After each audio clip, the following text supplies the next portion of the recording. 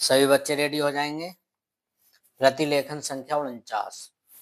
Ready, start. सभापति महोदय, जिस भावना से मैंने यह बिल पेश किया है उसके महत्व को सरकारी और विरोधी पक्ष दोनों ने एकमत से अनुभव किया है कि देश में बेकारी की समस्या एक भयंकर रूप धारण कर रही है और इसके कारण हमारे देश का विकास, चाहे वह सामाजिक हो, आर्थिक हो या सांस्कृतिक हो, रुका हुआ है। पिछले 55 वर्षों से इसी परिस्थिति का निर्माण होते हुए हम देख रहे हैं। विराम चेंज।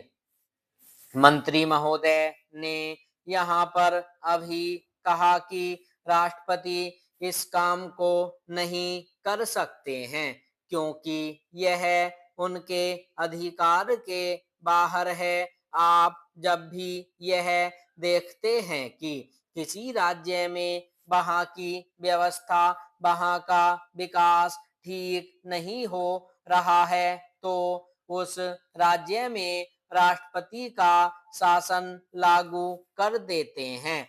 जब किसी राज्य में अराजकता फैल रही हो, विकास का काम समाप्त हो गया हो और वहां के नेता जिम्मेदारी से काम न करते हों तो वहां पर राज्यपाल का शासन लागू कर दिया जाता है।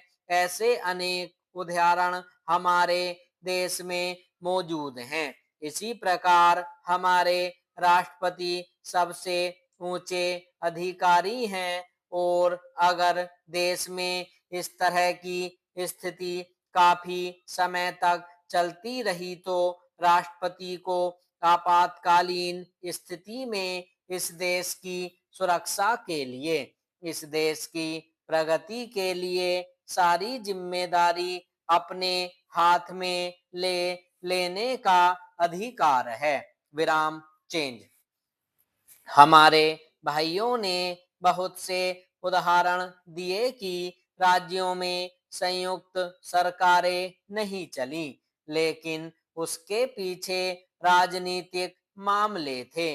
अगर कोई राजनीतिक पार्टी जिम्मेदारी से काम नहीं करती तो संविधान में यह स्पष्ट है कि उस राज्य की सारी जिम्मेदारी राष्ट्रपति की है। मैं आपको एक उदाहरण देना चाहता हूँ। संविधान में आदिवासी हरिजनों की उन्नति के लिए प्रण किया गया था कि 10 वर्ष में उनकी सामाजिक तथा आर्थिक स्थिति को सुधार देंगे, लेकिन यह सरकार उसमें भी असफल रही। इस समय को 4 बार 10-10 साल के लिए बढ़ाया जा चुका है, लेकिन फिर भी उनकी आर्थिक और सामाजिक उन्नति नहीं हो रही है। इसमें यह सरकार बिल्कुल असफल रही है।